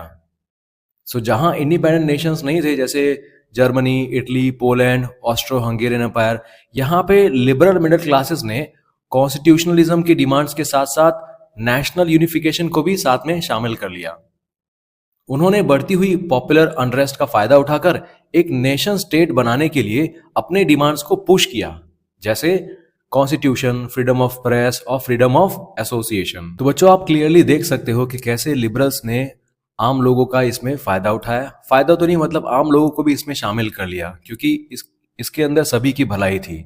सो लिबरल्स को पता था कि अगर हमें भी आम जनता का सपोर्ट इसमें मिल जाएगा ना, सो हम लोग देश बना पाएंगे और एक ऐसा देश जिसके अंदर कॉन्स्टिट्यूशन भी होगा, सबको फ्रीडम होगी हर तरह की, फ्रीडम ऑफ प्रेस होगा, फ्रीडम ऑफ एसोसिएशन होगा, सब कुछ मिल जाएगा। सो जर्मन के रीजन्स में बहुत सारी पॉलिटिकल एसोसिएशंस बनी थी, जिसके अंदर मिडिल क्लास के प्रोफेशनल्स, बिजनेसमैन और प्रॉस्परस आर्टिसंस शामिल थे। तो ये लोग ना फ्रैंकफर्ट सिटी में इकट्ठा होते हैं और एक ऑल जर्मन नेशनल असेंबली बनाने के लिए वोट करते हैं। फिर 18 मई 1848 को 831 इलेक्टेड रिप्रेजेंटेटिव्स एक साथ फ्रैंकफर्ट पार्लियामेंट जाते हैं। वहां पे जो चर्च ऑफ सेंट पॉल है वहां पे जाके इकट्ठा होते हैं और अपनी अपनी जगह ले लेते हैं। अब उन्होंने यहाँ पे एक जर्मन नेशन के लिए एक कॉन्स्टिट्यूशन ड्राफ्ट किया था, जिसमें उन्होंने बताया था कि भाई मोनार्की जो होगी वो पार्लियामेंट के अंडर काम करेगी, पार्लियामेंट के अधीन रह के काम करेगी। अब ये सब पूरा अपना जो प्लान है वो लेके जाते हैं फ्रेडरिक विल्हेम फोर के पास में, जो प्रूशिया का राजा था। तो उनके पास में जाके अपनी टर्म्स एंड कंडीशंस बताते हैं कि भाई ये पार्लियामेंट के अंडर आपको क्राउन मिलेगा, आप राजा तो रहोगे लेकिन पार्लियामेंट के अंडर काम करोगे। अब राजा इस बात को मानेगा नहीं, सो राजा ने इस सबको रिजेक्ट कर दिया और वो बाकी सारे मोनार्क के साथ इलेक्टेड असेंबली के खिलाफ खड़ा हो गया। अब एरिस्टोक्रेसी और मिलिट्री के ओपोजिशन के साथ साथ पार्लियामेंट की सोशल बेसिस भी कमजोर पड़ गई थी, क्योंकि पार्लियामेंट के अंदर जो मिडिल क्लास के लोग थे ज्यादातर, इन लोगों ने वर्कर्स और आर्टिसंस की डिमांड को मानने से इनकार कर दिया था। अब इसकी वजह से ये जो वर्कर्स और आर्टिसंस हैं इन लोगों ने अपना सपोर्ट हटा लिया। जब ये बात राजा को पता चली, सो राजा ने ट्रुप्स को बुलाया और असेंबली को ही डिसबैंड कर दिया, मतलब असेंबली को ही हटा दिया पूरा कि भाई तुम लोग की कोई पावर नहीं, कुछ भी तुम लोग नहीं, हटो यहाँ से, भागो। पॉलिटिकल राइट्स को वुमेन तक एक्सटेंड करने का जो इशू था वो लिबरल मूवमेंट के अंदर अभी भी कंट्रोवर्शियल था। मतलब अभी भी इन लोगों ने वुमेन को पॉलिटिकल राइट्स नहीं दिए थे, लेकिन फिर भी वुमेन ने बहुत बड़ी मात्रा में इन लोगों ने एक्टिवली पार्टिसिपेट किया था। वुमेन ने अपनी पॉलिटिकल एसोसिएशन बनाई, न्यूज़पेपर स्टार्ट किए, पॉलिटिकल मीटिंग्स की, डेमोन्स्ट्रेशन में भी पार्टिसिपेट किया, लेकिन फिर भी उन्हें असेंबली के इलेक्शन में सफराज राइट्स मतलब वोटिंग राइट्स नहीं मिले थे। जब फ्रैंकफर्ट पार्लियामेंट हुई थी ना चर्च ऑफ सेंट पॉल में, तो वहां पे वेमेन को सिर्फ ऑब्जर्वर के रूप में विजिटर्स गैलरी में एडमिट किया गया था। भले ही कंजर्वेटिव फोर्सेस ने 1848 में लिबरल मूवमेंट्स को सप्रेस तो कर दिया, लेकिन फिर भी वो पुराने ऑर्डर को रिस्टोर नहीं कर पाए थे। अब मोनार्क्स को ये समझ में आ गया था, ये रियलाइज हो गया था कि रेवोल्यूशन और रिप्रेशन की ये साइकिल अगर हमें खत्म करनी है, सो लिबरल नेशनलिस्ट रेवोल्यूशनरीज की बातों को तो थोड़ा बहुत मानना ही पड़ेगा। कंसेशन देना इन्होंने शुरू कर दिया। इसीलिए 1848 के बाद के साल के बाद में जो सेंट्रल और ईस्टर्न यूरोप के ऑटोक्रेटिक मोनार्कीज थे, उन लोगों ने वेस्टर्न यूरोप में 1815 से पहले जितने भी चेंजेस किए गए थे ना, वो चेंजेस को फिर से इन्होंने इंट्रोड्यूस करना स्टार्ट कर दिया। मतलब नेपोलियन ने जो चेंजेस किए थे और रेवोल्यूशन के बाद, फ्रेंच रेवोल्यूशन के बाद जो चेंजेस आए थे वो सारे। सो इस तरह से सर्फडम और बॉन्डेड लेबर को हैब्सबर्ग डोमिनियन में से और रशिया दोनों में से एबॉलिश कर दिया गया। और हैब्सबर्ग रूलर्स ने 1867 में हंगेरियंस को ज्यादा ऑटोनॉमी दी, मतलब ज्यादा पावर, ज्यादा फ्रीडम देना स्टार्ट कर दिया। सो बच्चों, अब बात करते हैं the making of Germany and Italy. Germany और इटली कैसे एक देश बनते हैं, उसका पूरा प्रोसेस, पूरी कहानी अब हम लोग समझेंगे। सबसे पहले बात करेंगे जर्मनी के बारे में। Can the army be the architect of a nation? क्या एक आर्मी देश बना सकती है? सो 1848 के बाद यूरोप में नेशनलिज्म को डेमोक्रेसी और रेवोल्यूशन से अलग कर दिया गया। अब कंजर्वेटिव्स ने नेशनलिज्म को स्टेट की पावर और अपनी राजनीतिक ताकत बढ़ाने के लिए इस्तेमाल किया। अब इसका एक एग्जांपल है जर्मनी और इटली के नेशन स्टेट्स के रूप में जब यूनिफिकेशन होता है तो उसमें देखा जाता है। 1848 में मिडिल क्लास जर्मन्स में नेशनलिस्ट फीलिंग्स फैली हुई थी और उन्होंने जर्मन कन्फेडरेशंस के अलग अलग रीजन्स को एक नेशन स्टेट में यूनाइट करने की कोशिश तो की थी, जो एक इलेक्टेड पार्लियामेंट के द्वारा गवर्न किया जाएगा। अब ये जो लिबरल इनिशिएटिव था, इसे प्रूशिया के लार्ज लैंड ओनर्स, जंकर्स, ये सपोर्ट कर रहे थे, बट फिर भी ये लोग हार जाते हैं क्योंकि सामने मोनार्की और मिलिट्री की कंबाइंड फोर्सेस होती हैं और उनको हरा देती है। तो यहाँ पे समझ लो प्रूशिया हार जाता है। अब इसके बाद क्या होता है कि प्रूशिया ने ठान लिया कि मैं इस देश को यूनिफाई करके रहूंगा, ऐसा अब मैं एक लीडर बनूंगा, यहाँ पे मैं लीड करूंगा। सो प्रूशिया ने नेशनल यूनिफिकेशन के मूवमेंट को लीड किया। अब यहाँ पे इनका जो चीफ मिनिस्टर है ना, ऑटो वन बिस्मार्क, वो बहुत इंपॉर्टेंट कैरेक्टर है इसमें। इसने इस प्रोसेस का आर्किटेक्ट था, जो प्रूशियन आर्मी और ब्यूरोक्रेसी की हेल्प से इसने पूरा यूनिफाई कर दिया। कैसे हुआ? 7 साल में 3 वॉर्स हुई, ऑस्ट्रिया, डेनमार्क और फ्रांस के साथ में। सो प्रूशियन विक्ट्री के साथ में लास्ट में ये यूनिफिकेशन का प्रोसेस पूरा कंप्लीट होता है। जनवरी 1871 में प्रूशियन किंग विलियम वन को वर्सेल्स में एक सेरेमनी के दौरान जर्मन एम्परर प्रोक्लेम किया गया। 18 जनवरी 1871 की बिटरली कोल्ड मॉर्निंग को, मतलब कड़ाके की ठंडी पड़ रही थी उस टाइम पे, तो ऐसे में जर्मन स्टेट्स के प्रिंसेस, आर्मी के रिप्रेजेंटेटिव्स और इंपॉर्टेंट क्रूशियल मिनिस्टर्स जैसे chief minister auto von Bismarck, ये सब लोग वर्सेल्स के हॉल ऑफ मिरर्स में इकट्ठा होते हैं और जर्मन एम्पायर को प्रोक्लेम करते हैं, जिसमें केजर विलियम वन को प्रूशियन के अंडर हेड किया गया था। सो जर्मन एम्पायर जो था, अब वो उसका हेड था केजर विलियम वन। सो जर्मनी में नेशन बिल्डिंग प्रोसेस ने प्रूशियन स्टेट पावर के डोमिनेंस को दिखा दिया था, बता दिया था कि भाई प्रूशियन स्टेट जो है वो कितना पावरफुल है। नए स्टेट ने जर्मनी में करेंसी, बैंकिंग, लीगल और जुडिशियल सिस्टम्स को मॉडर्नाइज करने पर जोर दिया। प्रूशियन मेजर्स और प्रैक्टिसेस अक्सर बाकी जर्मनी के लिए एक मॉडल बन गई, मतलब जो भी प्रूशिया में होता था वैसा ही पूरे जर्मनी में अप्लाई किया जाता था। अब बच्चों देखेंगे इटली की कहानी, इटली यूनिफाइड। सो जर्मनी की तरह इटली भी पॉलिटिकल फ्रेगमेंटेशन की लंबी स्टोरी रखता है, मतलब यहाँ पे भी पॉलिटिकली फ्रेगमेंटेड पार्ट्स होते हैं। इटालियंस कई डायनेस्टिक स्टेट्स और मल्टीनेशनल हैब्सबर्ग एम्पायर में स्कैटर्ड थे। 19th सेंचुरी के मिडल में इटली 7 स्टेट्स में डिवाइडेड था, जिसमें सिर्फ सर्डिनिया पीडमोंट ही अकेला एक इटालियन प्रिंसली हाउस के अंडर था। बाकी सब अलग अलग लोगों के अंडर थे, जैसे नॉर्थ ऑस्ट्रियन हैब्सबर्ग एम्पायर के अंडर था, सेंटर पोप के रूल में था और southern regions Spanish Bourbon kings के डोमिनेशन में था। इटालियन लैंग्वेज भी एक कॉमन फॉर्म एक्वायर नहीं कर पाई थी और अभी भी कई रीजनल और लोकल वेरिएशंस थी। तो बच्चों आप देख सकते हैं कि कैसे इटली अलग अलग स्टेट्स में डिवाइडेड है, एक लैंग्वेज भी कॉमन नहीं है ना, और यहाँ पे अलग अलग एम्पायर्स मिलके इस इलाके को चला रहे हैं। अब बात करते हैं आगे 1830s में ऐसा क्या होता है।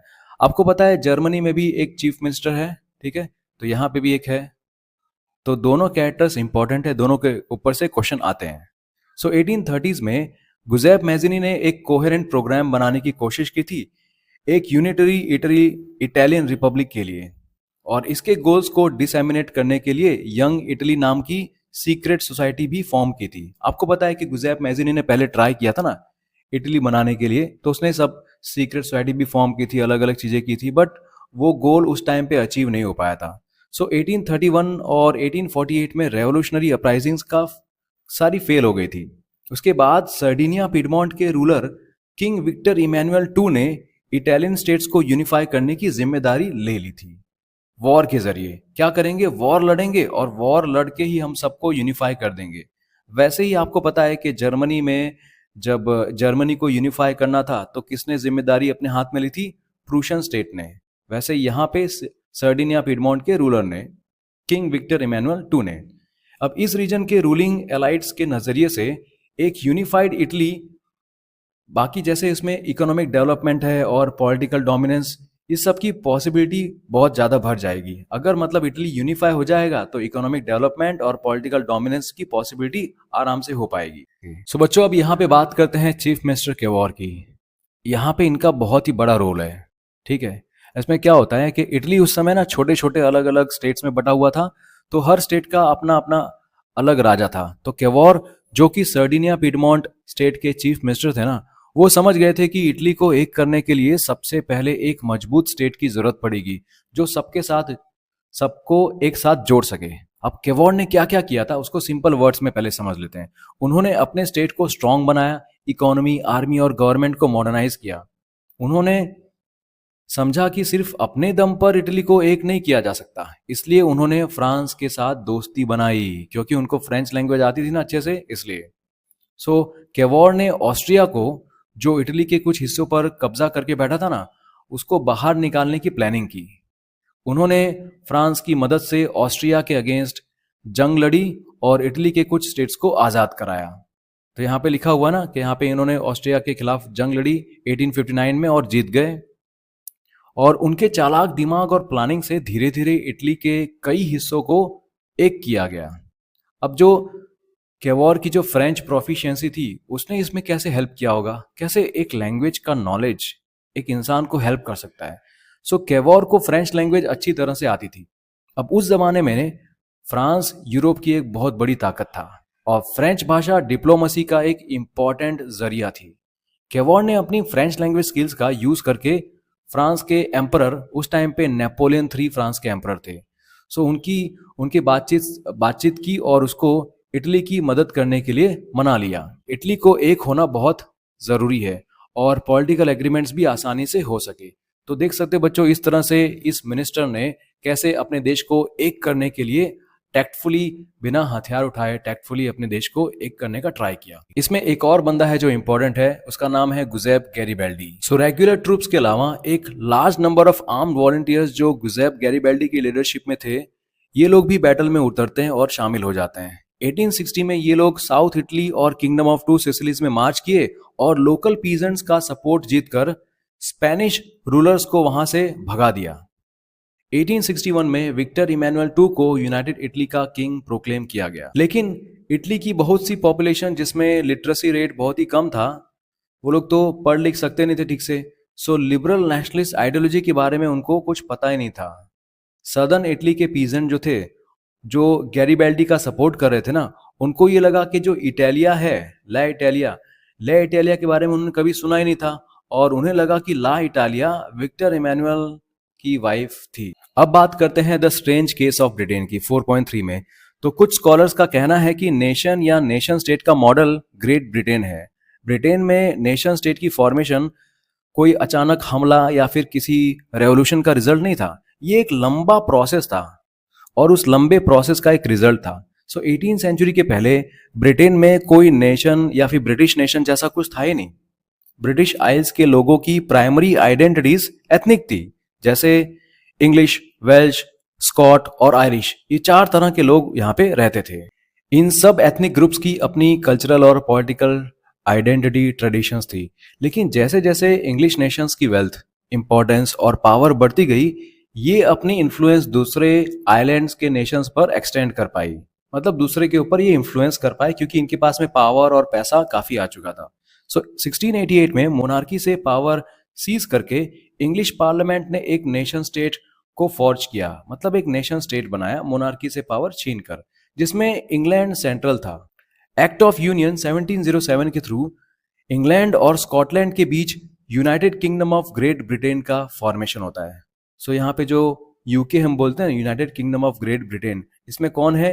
इंग्लैंड और स्कॉटलैंड दोनों का यहाँ पे फॉर्मेशन होता है, जिसका मतलब था कि इंग्लैंड अपनी इन्फ्लुएंस स्कॉटलैंड पर इंपोज कर पाया। ब्रिटिश पार्लियामेंट अब इंग्लिश मेंबर से डोमिनेटेड था। ब्रिटिश आइडेंटिटी के ग्रोथ का मतलब था कि स्कॉटलैंड की डिस्टिंक्टिव कल्चर और पॉलिटिकल इंस्टीट्यूशन सिस्टमैटिकली सप्रेस की गई। तो एक तरफ ब्रिटिश आइडेंटिटी, उसका जो इन्फ्लुएंस है वो बढ़ता जा रहा था और दूसरी तरफ स्कॉटलैंड की तरफ कोई ध्यान नहीं दे रहा था। उनका जो अलग कल्चर है, उनकी जो पॉलिटिकल इंस्टीट्यूशन है, उसको सिस्टमैटिकली दबा दिया गया और खत्म कर दिया गया। स्कॉटिश हाईलैंड्स के कैथोलिक क्लेन्स को इंडिपेंडेंस एजर्ट करने पर टेरिबल रिप्रेशन का सामना करना पड़ा। मतलब जो स्कॉटिश हाईलैंड्स वाले लोग थे, जो कैथोलिक क्लेन्स वाले, ये लोग जब आज़ादी पाना चाहते थे ना, तो इनको बहुत ही बुरी तरह से दबा दिया गया। स्कॉटिश हाईलैंडर्स को अपनी गेलिक लैंग्वेज बोलने और नेशनल ड्रेस पहनने से रोका गया और उनको फोर्सिबली अपने होमलैंड से निकाला गया। आयरलैंड का भी सिमिलर फेट था। आयरलैंड एक डीपली डिवाइडेड कंट्री था जिसमें कैथोलिक्स और प्रोटेस्टेंट्स लोग रहते थे। इंग्लिश ने आयरलैंड के प्रोटेस्टेंट्स की डोमिनेंस एस्टेब्लिश करने में हेल्प की। मतलब इंग्लिश ने प्रोटेस्टेंट्स लोगों को हेल्प किया कि भाई हम तुम्हें हेल्प करेंगे, तुम यहाँ पे डोमिनेट करो सबको। Catholic revolts against British dominance को सप्रेस किया गया। तो जहां पे भी ब्रिटिश डोमिनेंस के अगेंस्ट कैथोलिक लोग रिवॉल्ट करते तो उनको दबा दिया जाता। वुल्फ टोन और उसके यूनाइटेड आयरिशमैन ने एक रिवॉल्ट किया था जो फेल हो गया। अब उसके बाद आयरलैंड को 1801 में यूनाइटेड किंगडम में फोर्सिबली इनकॉर्पोरेट कर लिया गया। एक नए ब्रिटिश नेशन को डोमिनेंट इंग्लिश कल्चर के प्रोपगेशन के थ्रू फोर्ज किया गया। नए ब्रिटेन के symbols, British flag, Union Jack, national anthem God save our noble king, English language actively promote किए गए और पुराने नेशंस इस यूनियन में सबऑर्डिनेट पार्टनर्स के रूप में सरवाइव करते रहे। तो यहाँ पे क्लियरली आपको दिख रहा है कि किस तरह से ब्रिटेन ने अपने आप को डोमिनेंस दिखाया अपना और बाकी सबको उसने सबऑर्डिनेट पार्टनर्स की तरह बना दिया, उनके अंडर शामिल कर लिया।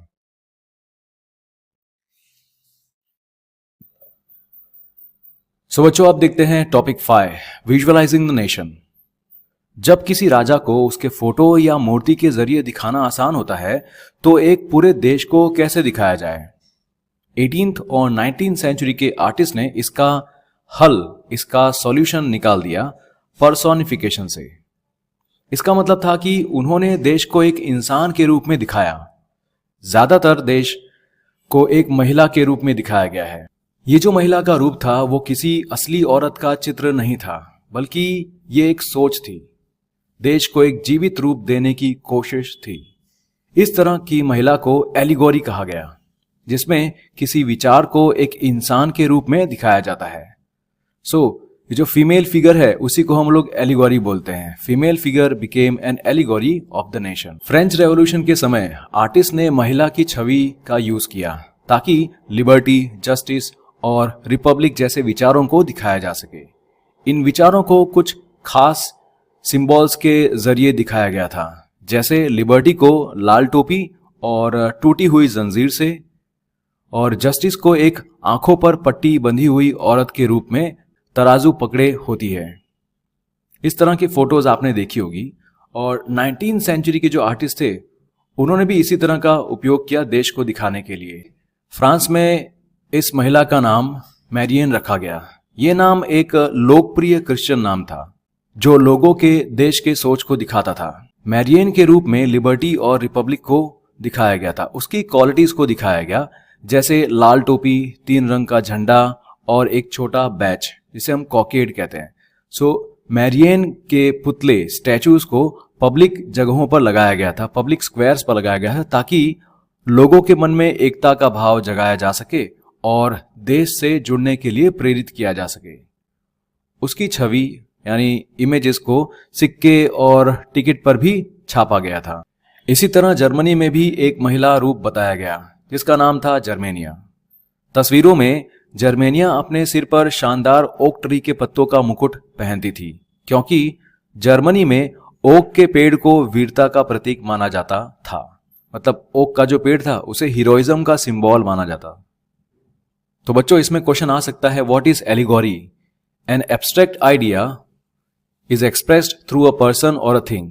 N allegorical story has 2 meanings, one literal and one symbolic.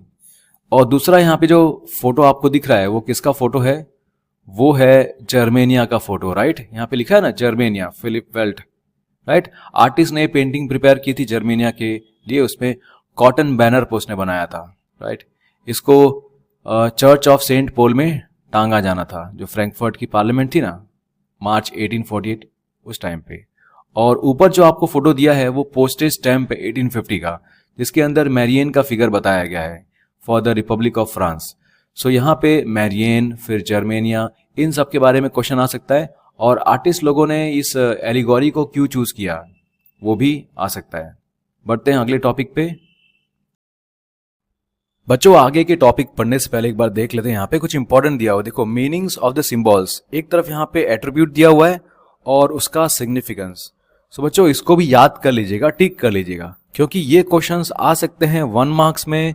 MCQs के टाइप में क्वेश्चन आ सकते हैं। जैसे यहाँ पे लिखा है ना ब्रोकन चेन्स, इसका मतलब बीइंग फ्रीड। ये जो फोटो दिख रहा है वो हमने ऊपर डिस्कस किया ये सारा, ठीक है? जर्मन एम्पायर के बारे में है ये।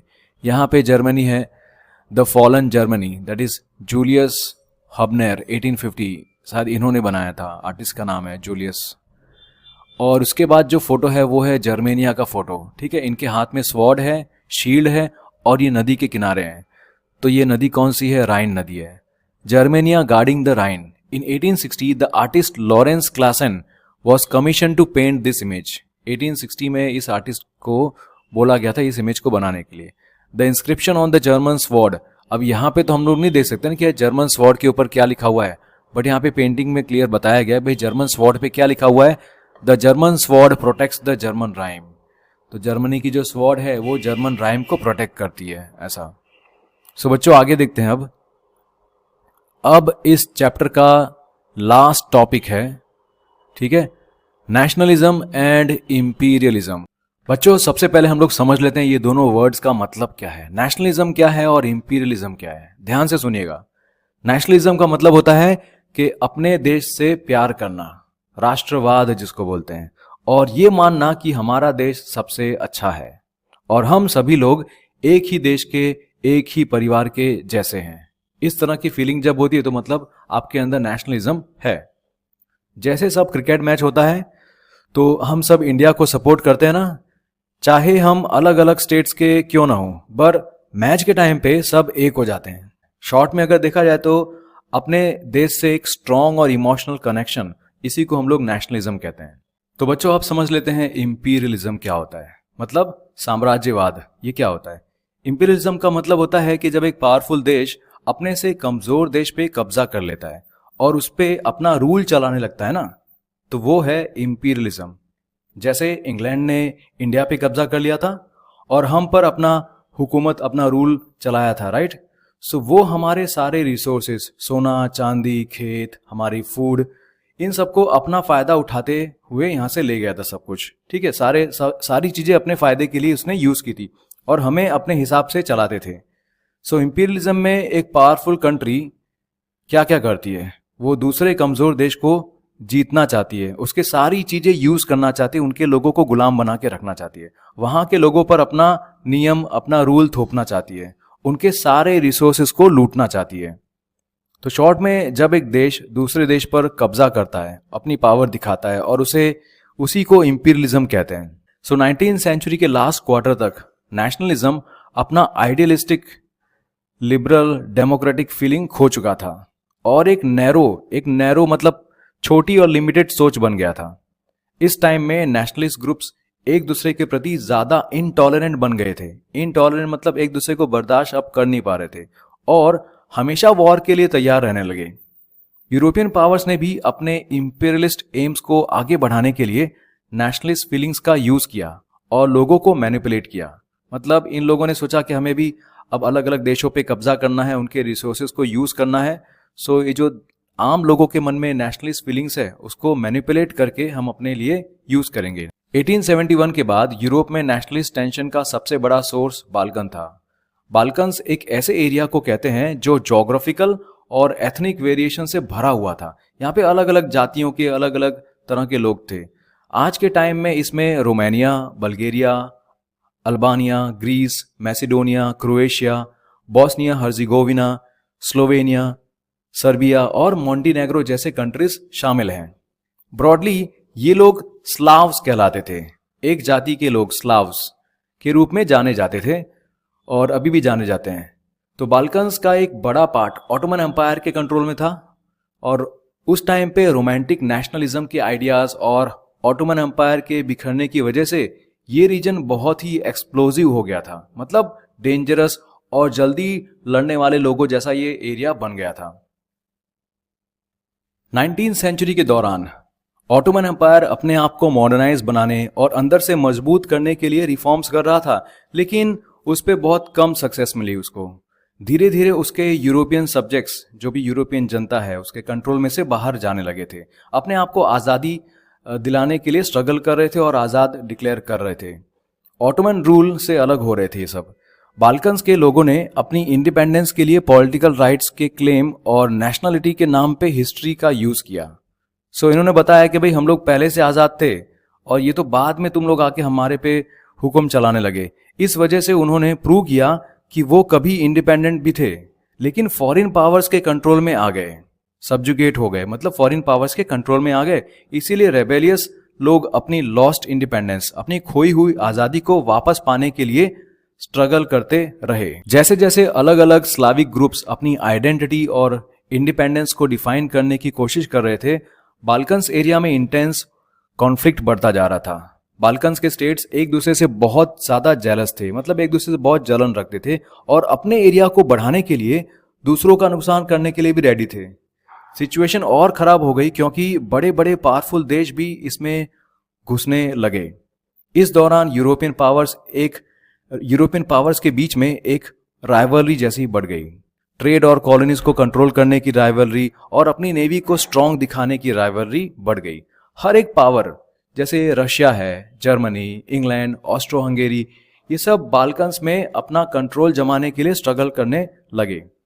इस वजह से सिचुएशन में वॉर्स का एक सिलसिला शुरू हो गया जो आगे जाके फर्स्ट वर्ल्ड वॉर तक पहुंच गया। नेशनलिज्म जब इंपीरियलिज्म के साथ जुड़ गया तो यूरोप 1914 में डिजास्टर की तरफ चला गया।